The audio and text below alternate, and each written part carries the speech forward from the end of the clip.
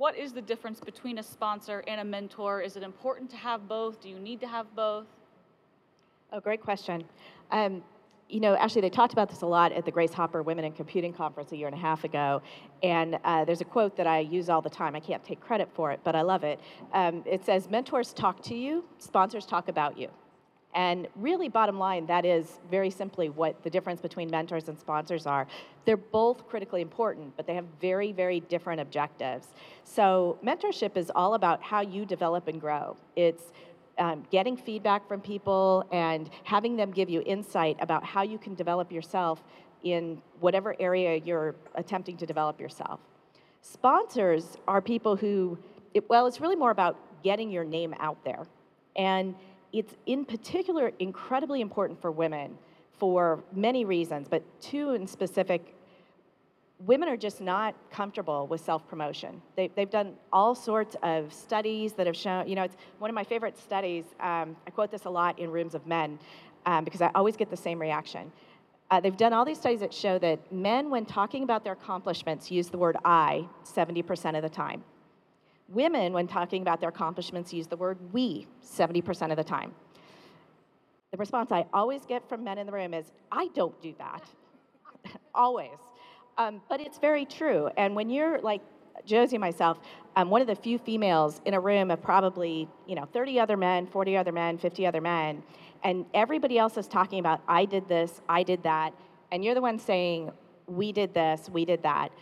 The unintended kind of subconscious perception that can come across is, wow, these guys are go-getters, and that person contributes well.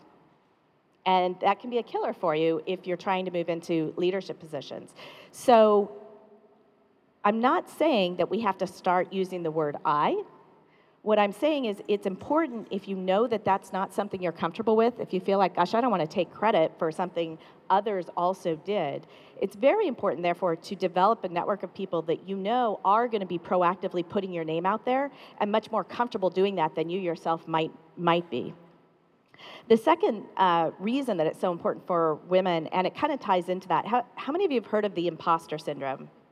Is that, okay, most of you.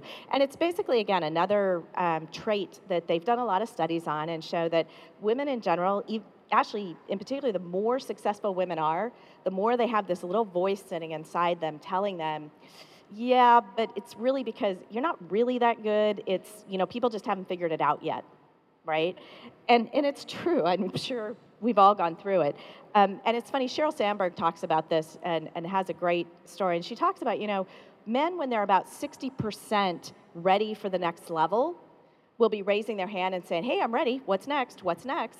And so they're starting to get their name out there for consideration. And they're starting to get feedback from people saying, no, you're not really ready. You need to develop these things. And so it's right in front of them what they need to do to get the next step. Women, in general, will wait till they're about 120% ready before they start to ask. And what that means is you might have a man and a woman at the same level, same set of skills, but the man is putting his name out there and he's learning what he needs to get done in order to get to the next level. And the woman kind of assumes, if I do a great job when I'm ready, they'll tap me on the shoulder. And that, I hate to tell you, doesn't generally happen, which is why you really need sponsors who are out there talking to you.